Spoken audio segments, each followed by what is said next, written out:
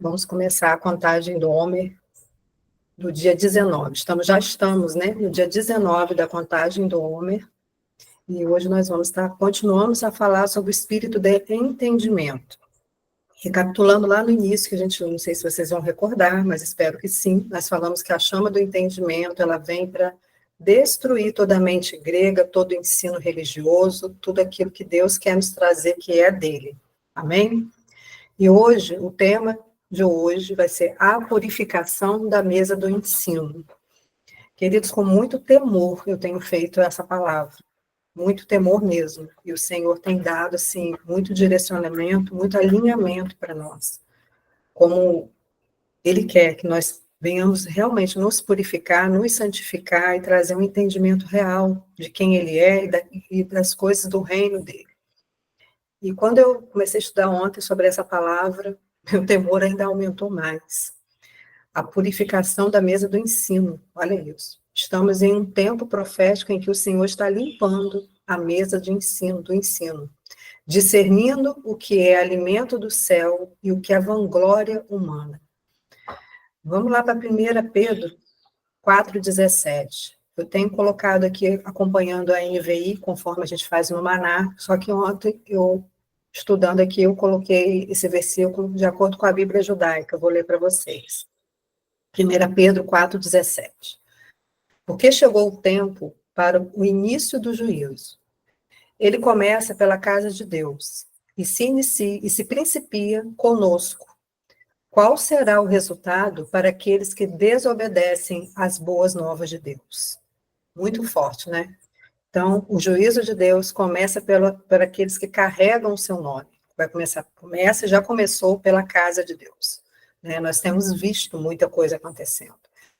Este não é um juízo, querido, de condenação, mas é de purificação, alinhamento e correção. E os templos serão os primeiros alvos, já está sendo, né? Porque ali está o quê? Ali está a presença, ali está o nome, né? Ali está a palavra, ou deveria estar. Então, está começando pela casa do Senhor. Então, estamos vivendo um tempo em que o Senhor está corrigindo os fundamentos, restaurando a santidade e expondo motivações impuras entre aqueles que estão ministrando a palavra do Senhor. Então, nós estamos falando primeiro da casa, primeiro dos ministros, e depois vamos falar de pessoas. Lucas 12:48 vai falar, mas o que a não soube e fez coisas dignas de açoite, com poucos açoites será castigado. E a qualquer que muito for dado, muito se lhe pedirá. E ao que muito lhe confiou, muito mais lhe pedirá. Então, o julgamento é como uma forma de restauração. Esse julgamento de ensino, esse julgamento da palavra dentro da casa do Senhor, é como uma forma de restauração. O juízo de Deus é um ato de amor e de justiça, pois ele disciplina aqueles que ele ama. Então, os templos, a casa de Deus, ela precisa ser limpa para que possa carregar a glória que virá. Deus está nos transicionando para um novo tempo, de muita glória, de muito poder. Mas para todos, não, para aqueles que estarão alinhados, para os templos que estarão alinhados. Nós temos visto muitos impérios caindo. Por quê? Porque não estão alinhados, porque não estão levando a glória de Deus. Então, antes da manifestação pública de avivamento, vem uma explosão interna e um ajuste espiritual. A separação entre os que ouvem e obedecem e os que rejeitam a verdade. E rejeitar a verdade, eu não estou falando de pessoas do mundo, eu estou falando de pessoas dentro da igreja. O que seria rejeitar a verdade? É você ouvir a palavra e não obedecer. Você está rejeitando a verdade. Você está ali só fazendo número. Né? Vai ao culto, levanta a mão, ouve a palavra, mas você não obedece. Isso são números. A segunda parte do versículo traz uma advertência. Se Deus começa conosco, nós pessoas, todos membros, o que acontecerá com os que rejeitam as boas novas? Então, nós estamos vendo a purificação da casa, mas também um endurecimento crescente no mundo. Endurecimento do coração. E isso nos chama o quê? Com uma urgência a uma vida de temor com a palavra de Deus. E a primeira chave que a gente vai estar vendo hoje, o Senhor está julgando o que é servido na mesa. Então, muitas palavras, nós vemos muitos ministérios, muitas pessoas, muitos ministros, com muitas palavras cheias de carisma, muitas técnicas, muitas performances, mas não carregam o espírito da vida. Né? João 6,63 vai falar, o espírito da vida, a carne não produz nada que se aproveite. As palavras que eu lhes disse são espírito e vida. Então, Deus está expondo aquilo que parece uma sabedoria, mas é apenas vaidade teológica, vanglória humana.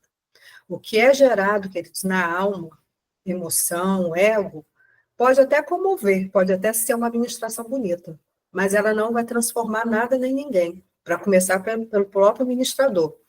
Então, o que é gerado no espírito confronta, santifica e traz Yeshua para o centro, onde ele nunca deverá sair. Qualquer ensino, qualquer lugar que tire Yeshua do centro, isso não vem de Deus. Atos 3,19 vai dizer, arrependei-vos, pois e convertei-vos para que sejam apagados os vossos pecados. E venham, assim, os tempos de refrigério pela presença do Senhor. O Espírito do Senhor está nos chamando de volta aos princípios, querido. Antes de derramar, ele vem o quê? Vem o quebrantamento. Então, ele está querendo o quê? Trazer os nossos corações quebrantados para que ele possa trazer um avivamento. E antes da glória vem o quê? Vem o choro. Antes do fogo vem o quê? Um altar reconstruído. Então, vemos muito orando por avivamento. Né? O que mais a gente vê é as pessoas pedindo avivamento. Mas se esquece que para o Senhor avivar é preciso ter arrependimento. Não apenas remorso, mas uma mudança de mentalidade de caminho. Onde há pecado oculto, o fogo não permanece. Por que nós vivemos muitas histórias de avivamento em lugares? O Senhor vem, aquela glória, aquele avivamento, aquela coisa que faz a cidade, faz tudo, e depois acaba. Porque há coisas ali que ocultas e o fogo não permanece. Então, nós não queremos um avivamento que venha e acabe. E o primeiro avivamento, queridos, é o ensino. O Senhor está trazendo um ensino para nós. Para quê? Para que a gente possa nos arrepender, nos santificar, voltar aos caminhos, aos princípios, para quê? Para que esse fogo permaneça em nós, não seja uma coisa que venha e acabe.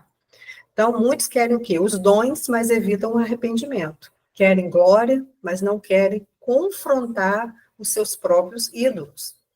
Então, muitos desejam o quê? Os milagres, mas não querem morrer para eles mesmos. E Deus não aviva, queridos, Deus não aviva aquilo que ele não pode purificar. Então, Deus não aviva seja um templo ou seja uma pessoa que não quer se purificar. Vai ter apenas um fogo aparente, mas um avivamento verdadeiro, onde o fogo permanece, não acontecerá. Porque nós precisamos querer ser purificados. E a segunda chave vai falar a voz profética contra o engano no meio da igreja. 2 Pedro 2, 1 a 3. E também houve entre o povo falsos profetas, como entre vós também haverá falsos doutores que introduzirão encobertamente heresias de perdição e negação ao Senhor, que os resgatou, trazendo sobre si mesmo repentina perdição. E muitos seguirão as suas dissoluções, pelos quais serão blasfemado o caminho da verdade. E por avareza farão de vós negócios, como palavras fingidas, sobre os quais já de largo tempo não será tardia a sentença, e sua perdição não dormita. Então, são os falsos ensinos que estão sendo pregados. A voz profética, ela vem denunciar qualquer mistura entre o sagrado e o profano. Então, o Senhor está restaurando a santidade no meio do povo, revelando o que foi corrompido por tradições humanas, por sincretismo espiritual e festas, querido, que ele nunca ordenou. Então, a igreja ele precisa trazer de volta a raiz bíblica, rejeitar definitivamente os costumes pagãos e denunciar todo ensino que contamina o altar. Então, a casa de Deus, ela está sendo purificada. A casa de Deus que eu estou falando que é o templo, né? O templo mesmo. Nós somos templo, mas eu estou falando do templo ser purificado. Então, Jesus, ele limpou o templo 2 vezes, no início e no fim do seu ministério. Depois vocês leem lá, João 2, 13 a 17, Mateus 21, 12 e 13. E todas as duas vezes ele confrontou o quê? A comercialização da fé, o uso do tempo para fins humanos e não espirituais, a profanação do espaço sagrado. Então, hoje nós vemos muitas igrejas celebrando festas como o Natal, que não tem nada a ver com o nascimento de Cristo, nada a ver, uma Páscoa fora do contexto, fora da data, com coelhinhos, Halloween gospel e até, queridos, Arraiá Santo, né? E tudo sem discernir a origem espiritual dessas práticas. Então, o templo está contaminado e Deus está trazendo uma purificação. Glória a Deus que o nosso ministério não comemora nada disso. Nós já tivemos esse entendimento, já paramos de fazer coisas que todos nós aqui já fizemos, ou alguns ainda fazem por falta de entendimento. Mas eu creio que o Senhor está trazendo esse entendimento para vocês. O Natal ele tem uma origem a uma adoração à Mitra, que é o Deus Sol, né, com práticas de adoração a entidades solares. E não adianta a gente falar assim, não, mas é um período onde foi marcada uma data para todos adorarem, para todos. Ninguém sabe quando Cristo nasceu. Então, nós resolvemos botar essa data aqui para todos nós comemorar, só isso. Só, queridos, que eu vou falar uma coisa para vocês. As pessoas falam assim, porque isso é cultural. Só que esse é o maior engano do inimigo. Porque a palavra cultura vem de culto. E tudo que você cultua, você está cultuando algo ou alguém. Então, se Jesus não nasceu naquela data, mesmo que a sua boa vontade seja essa, o seu coração seja esse, né, adorar o Senhor, há um Deus que está sendo adorado ali há muitos e muitos e muitos anos atrás. Né? Uma Páscoa comercial que substituiu o cordeiro pelo coelho. As crianças sendo ensinadas, né, a andar atrás de ovinhos de Páscoa, isso não tem nada a ver com a Páscoa. Festa junina dentro da igreja, sincretismo de rituais católicos, cultivando a fertilidade de que não é de Deus isso. As festas juninas gospel, elas trazem o quê? Miséria, né? Você já viu é um homem caracterizado como aquele homem da roça, pobrezinho, e traz aqueles alimentos, isso tudo é um ritual para poder trazer miséria para dentro da igreja. E Halloween gospel nem precisa falar, né, queridos? É algo que está celebrando morte disfarçada, né? Então, tudo isso que festas com origem idólatras, ocultismo e tradições humanas não pode ser santificado. Não adianta a gente falar assim, mas eu vou orar isso aqui. Não se santifica aquilo que Deus não concorda. 2 Coríntios 6, 14 vai dizer, não vos prendais em julgo desigual com infiéis, porque a sociedade tem a justiça com a injustiça, e que comunhão tem a luz com as trevas. Não há comunhão daquilo que não é santo com o Senhor. Não adianta orar, não adianta dizer que é para atrair jovens para a igreja. O Senhor não precisa do nosso jeitinho brasileiro para atrair ninguém para a igreja. Ele envia, ele manda. E sem falcatruas, sem jeitinhos, principalmente trazendo idolatria para dentro da igreja e festas pagãs. Então, queridos, o falso ensino sustenta o quê? Contaminação. Então, haverá entre vós falsos mestres que introduzirão encobertamente heresias destruidoras, 2 Pedro 2:1. Então, quais são as características do falso ensino? Dizem, Deus vê o coração, para justificar essa mistura toda que eu dei um exemplo aqui. Ensina tudo que é cultural, quando a Bíblia é clara sobre a separação do santo e do profano.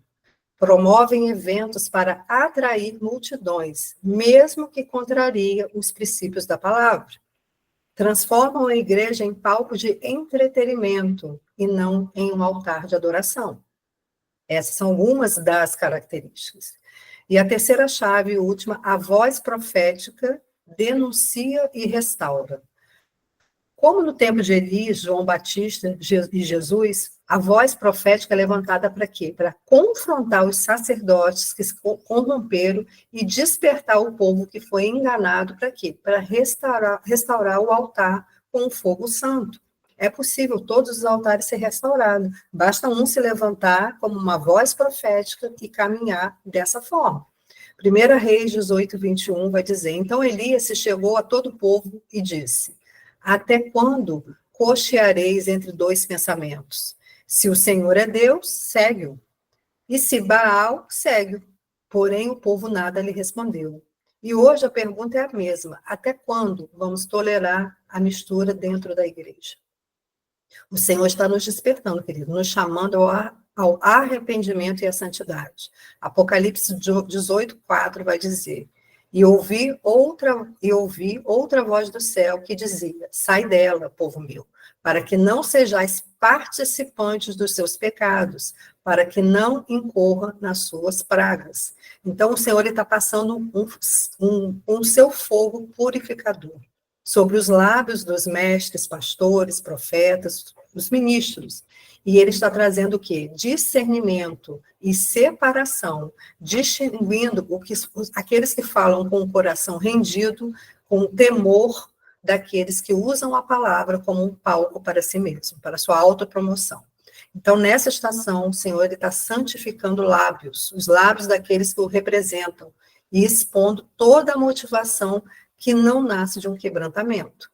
Então, Malaquias 2:7, porque os lábios do sacerdote devem guardar o conhecimento, e sua boca deve os homens buscar a lei, porque ele é mensageiro do Senhor dos Exércitos.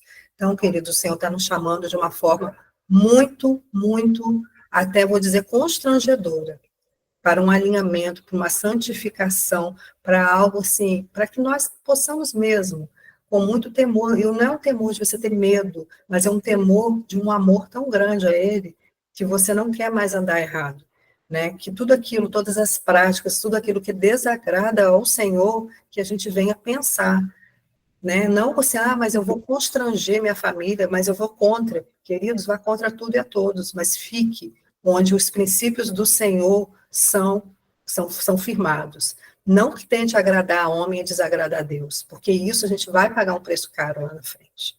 Amém? Por hoje é só. Amanhã a gente se encontra, tá bom? Shalom, shalom. Tenha um bom dia.